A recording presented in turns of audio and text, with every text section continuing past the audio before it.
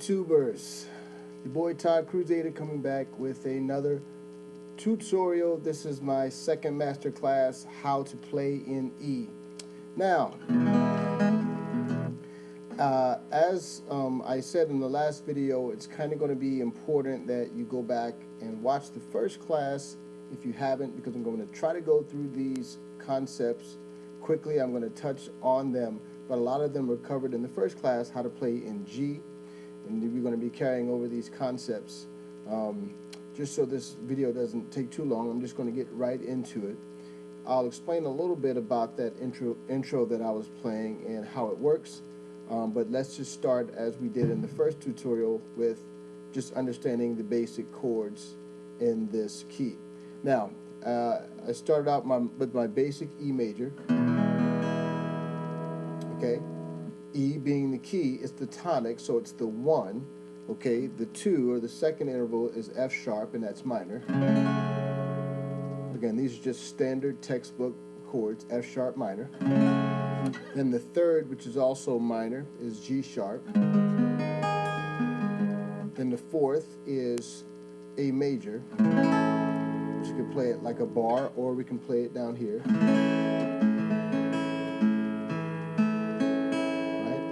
Then the fifth is B major,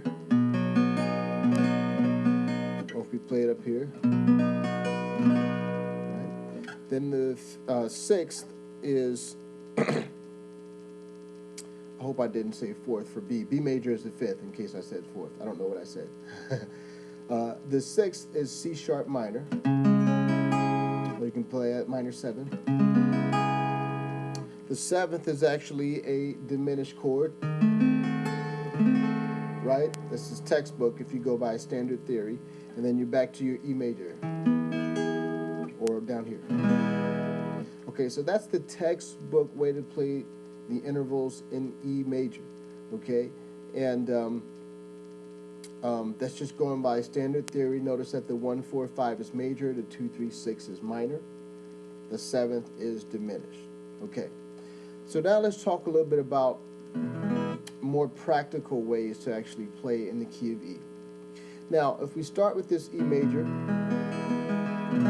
down here, first thing I want to just emphasize is that this key lends itself to a concept called droning. Okay, the E major key, E major, is the way the guitar is tuned. It just gives you all types of cool drone opportunities. What do I mean by drone? Drone notes are notes that show up in every single chord, and they basically create like a blanket, like a foundation upon which all of the other chords kind of sit on. They just appear in every key, in every chord in the key. And we touched on this briefly in the first master class in G major. We talked about those drone notes really being most effectively the first and the fifth intervals. So if we go through the E major scale, 1, 2, 3, 4, 5, 6, 7, 8, and we're back to the tonic. 1, 2, 3, 4, 5 is B major, is B, I should say, and then the 1 or the tonic is E. So those two notes, if they show up in every single chord, it's going to sound good, and it's going to tie the chords together in a more cohesive way. So the cool thing about this is that unlike in the key of G that we talked about, where we'd be lucky to get the D and the G in there on every single chord, sometimes it's not in every single chord in the key of G, the D and the G notes, which is the first and the fifth in the key of G. In the key of E, you really can get that true drone type experience because the chords become movable. Okay, so let's go through these chords here. Now, I actually like the textbook E major chord, and a lot of keys I don't like the textbook chord, but there again, because we have these two notes that are going to show up in every single chord, that's that B and the high E. This E major, the standard E major, is actually pretty nice. I like that, but we're going to start with another version of the E major. this is the E5 chord, the handy dandy E5 chord. The 5 chord, if you recall, is just really the root note and the fifth of that note. And those are the only 2 notes in the chord. So we have E, E, B, E, B, E. That's the classic E5 chord. Now what's nice about this E5 chord versus this chord is if you want to do what's called a walk down, if we're going to do a walk down in the key of E, this key is a lot more, this chord is a lot more handy.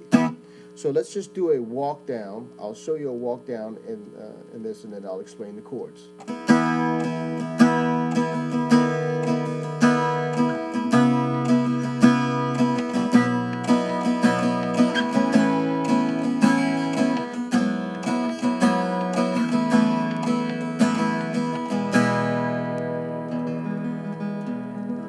So that's your classic walk down. Now, going back to the E5.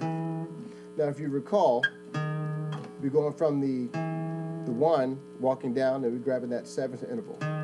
Now, what I did in this case, if you recall from the first tutorial in the master class of G, the 7th is often played as the bass note of the 5th. Okay, so basically, in this case, it would be B major over E flat or D sharp. But in this case, since we have this nice drone effect that we can do in the key of E that's not really available to us in other chords, we can do something a lot simpler than that. And that is we can just reach over and grab the E flat or the D sharp, whichever you want to call it. And basically we've got an E5 chord over D sharp. And we know that that's going to sound good because we've got all the, we got the root and the 5th and all those tones, and then we're just adding that 7th tone, which is the D sharp, and that's going to sound great. This is also a lot easier chord to grab. Okay, this would be how you would play an E flat over B major, which I'll show you in a second. So basically I'm barring on the 4th fret from the D string down, right? And then with my ring finger I'm grabbing that D sharp. Well, that's a good chord, but that's just easier to do, just to move your finger down, okay? Okay, then if we reach our middle finger, keeping these, my ring finger and my pinky finger anchored on the D and G strings, if we just reach over with that middle finger and grab that C sharp, okay, that's on the 9th fret. This is a good substitute for a C sharp minor, okay? Now what we could do if we want to keep with that super drone effect, we can just pick up that middle finger and then grab that B major with our index finger. Now that's a real drone.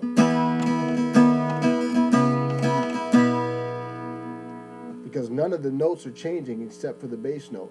But I think when we get to the B major, what we actually want to do is make this chord a little more richer, a little less generic. And if you see, if we play it this way, we get a nice voicing for this B major. Now what I'm doing is, this is really just like a standard bar chord for a B major. But what I'm doing is I'm arching my fingers, so I'm letting that B in the high E string ring. So we still get that drone effect, but we still get the major third of B major in there, instead of having that generic drone sound where it's not major or minor, just all the E's and B's. And if you can kind of see my fingers here, how I've kind of arched, how they kind of up off of the neck. So on the top 4 strings, and then B, E, ringing out. Okay, then we move that chord down. Same thing, this is A major. Okay, so we still have that drone effect with the B and the E, and that's great. So that's on the 4th, on our walk down. Now we get to the 3rd. Now we've talked a lot about, once again, the 3rd being minor. Now we could do that, but how do we keep that drone effect? How do we keep that consistency with this chord? Well, what we're going to go back to is this C sharp minor shape that I showed you. right here, we're going to do that same shape down here on the third. Now you see this tone is, the voicing of this chord is very rich. Okay. And we still get that drone effect created from the high E and the B strings. Now what is this chord exactly? This is not actually a G sharp minor. I guess technically it could be, but I tend to think of it more as the a G sharp or an E sus2 over G sharp. Okay. Now, if you recall there again from the first video that we did, we said that the third intervals and the seventh intervals of a scale aren't typically played in the classic way. We know that the seventh interval is diminished, but that's a chord with a lot of tension. So typically, instead of being played that way, it's played over the fifth, like this. Or in this case, we can do it over the one.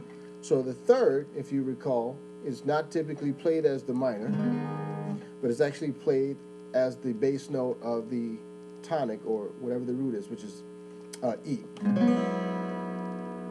Okay? But in this case, we actually have an E sus2 over G sharp versus a standard E major. This would be a standard E major here over G sharp. As you can see, what my hand is doing here, that's quite a difficult stretch. So it's just easier to play it that shape. Now, just in case you don't recall what an E sus2 is, a sus2 chord, there's two types of suspended chords. That's what that sus stands for. It's short for suspended. There's two types of suspended chords. There's a sus4, which is basically a suspension of the third, but we're raising the third. And then there's a sus2, where we drop the third down to the second interval of the chord. So if we think about our E major scale, we have E, then we have F sharp. So F sharp is the 2. That's the second interval. The third, the major third, is G sharp. Okay? Now, instead of playing that G sharp, which would be the correct way, the proper way to play the major chord, an E major, playing that G sharp in there, we substitute that G sharp for the F sharp. And that's exactly what this note is here. That's an F sharp. So we got our G sharp, got an F sharp, and then we have the fifth, which is B, the fifth of E major, that is. So when we play this chord, then we got our drone notes in there. This is an E sus2 over G sharp. I took way too long to explain that, but I thought that was important for you to understand the difference between an E sus2 and a standard chord. Now, an E sus4 is instead of being the G sharp, we're going to raise it to the A, which is, and you hear this a lot, quite a bit when you're playing or just in music in general. You hear this.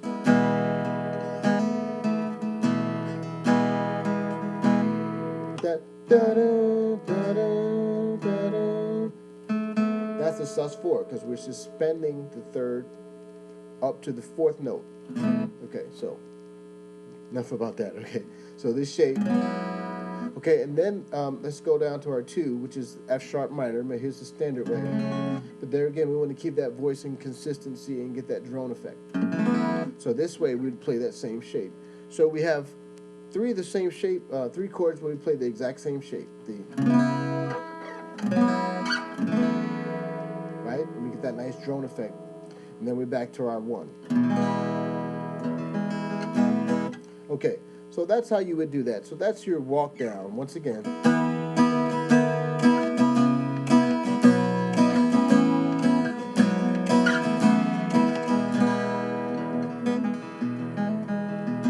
Standard walk down. Now, how would we walk up?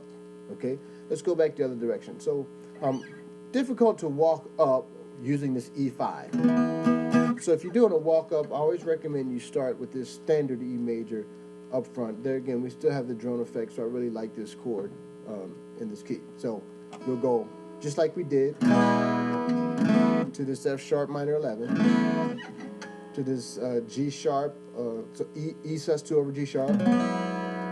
But this time, we can do something different when we go to our A. We don't have to go to this A. We can, but we can do something different here.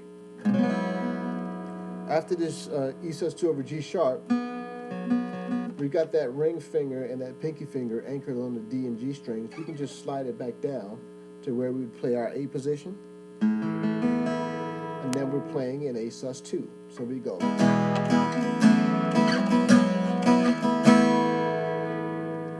A sus2. I like the A sus2. Why? Because it has that nice drone effect, and it's easy to get to from this E sus2 over G sharp. Okay. Now keeping that pinky and ring finger anchored on the D and G strings, we're going to slide up another whole step. And now we're playing a substitute for a B major. Now, what's nice about this chord is it's almost like a B5 chord, but because we've got that high E in there, and E is the fourth of B major, this is kind of like a B sus4. Okay? Then we can slide up another whole step, same shape. Notice the shapes are consistent. That's why this key is easy to play in for our C sharp minor. Okay? So let's go back here for a second. Let's just think about the two ways we can play our B in this key. We can play it here. We can play it here if we want a more richer tone, a less generic tone, less drone feel. Notice this voicing is a bit different. Okay? And then we have our C sharp minor, major drone feel. And then we can play it up here, and it's basically equivalent.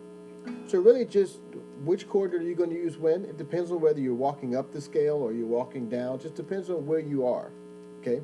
So we have this for that C sharp minor. Then we can do that same little stretch there when we slide up,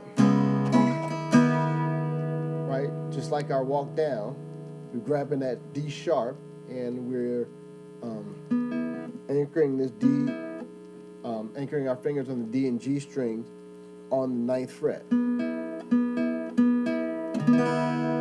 then to our E5, okay? Now, there's another alternative there again. If you want to get a feeling that's less drony on this 7th interval, instead of playing that up to here, you can play this.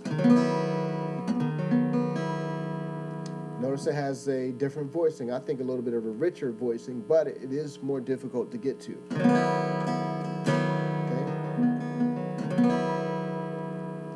And what I'm doing is I'm playing my pinky on that D sharp, and then on the on the D and G strings, I'm playing on the 4th fret. And then I'm grabbing that with my pinky. Now there again, we still have that B and the E string ringing out, but the difference is we are getting that major third in from B major, which is that E flat. That E flat right there. So this chord, remember the 7th is typically played as the bass note of the 5th chord, which is B major, right? So when we play it this way, we're actually getting a more authentic B over D sharp sound versus this generic of a E5 over D sharp. So you really feel the presence of the B major chord when you play it in this shape a little bit more. So you go.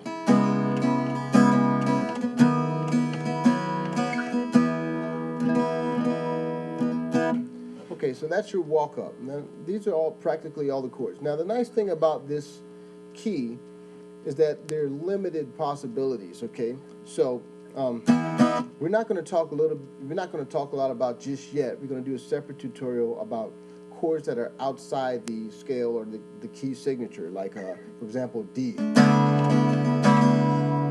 or C major 7.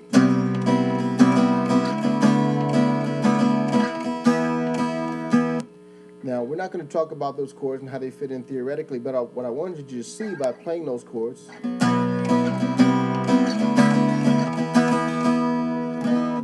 that that drone effect is so powerful in the key of E that we can even play chords that aren't even in the key signature, and we still get a nice rich tone. So we'll talk more about that later, but I want to show you one other thing about playing in this key, and the interesting thing about droning, and I'll go back to what I was playing in the beginning. And what I was playing in the beginning was this little motif here.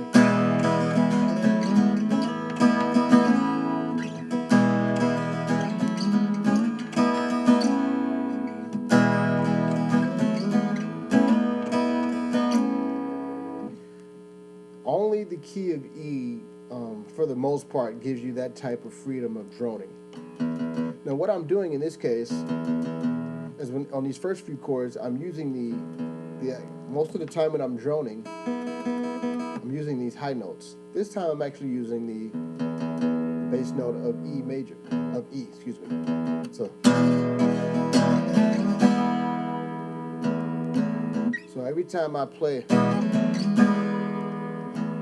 still got that bass note as the drone, okay? But what am I doing when I do this little slide out?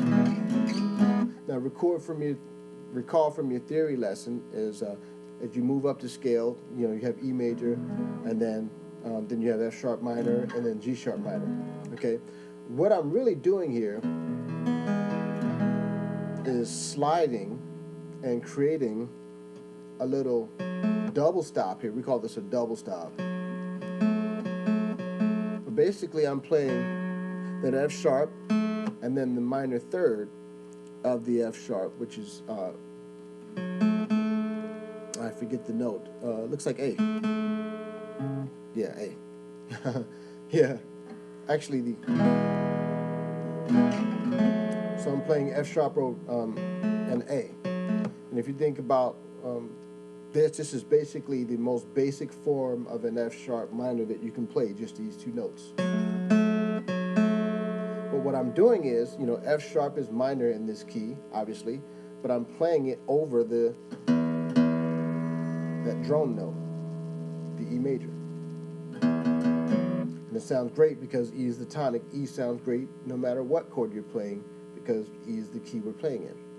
Then I'm sliding up and I'm doing the same thing, which is G sharp. I'm playing that G sharp and then the B.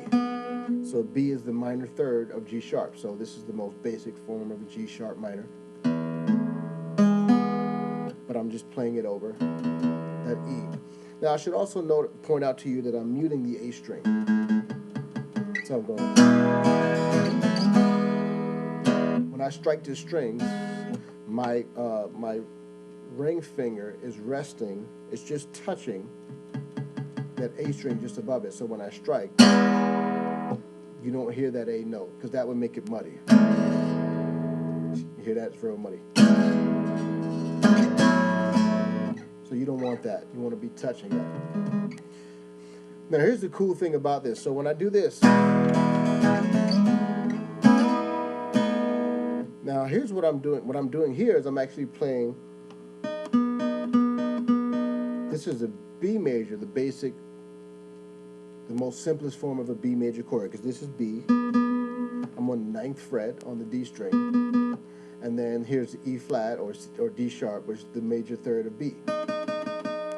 And that's on the 8th fret of the G string. What I'm doing when I switch here, now I'm using the A note as the drone.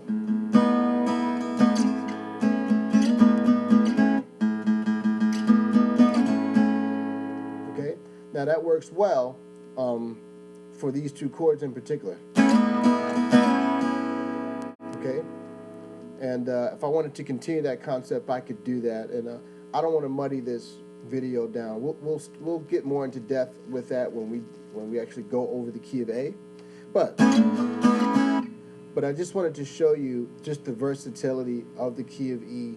You have so many open strings. You can get these nice drone chords. Only E major really lends itself to that. And so for that reason, it's a very fun key. Just remember, keeping at the top of your mind the 1, 4, 5 in any scale. The 1, 4, 5 chords are major, 2, 3, 6 is minor. but the third and the seventh are typically played a little bit differently. Just keep playing, guys. Keep studying. Keep at it, and we'll continue to do more of these. I want for those of you who watched this video, if you could put in the comments which key you'd like to see next. I'm going to do either C major, or it'll be between C, A, and D. So whichever you want to see, just let me know in the comments. Rate, subscribe. I really appreciate you guys. Once again, shameless plug, original music coming soon. I need your support, so I want to get that in your ear. When I get that up, I will be blasting you with that news. God bless you guys. We'll see you.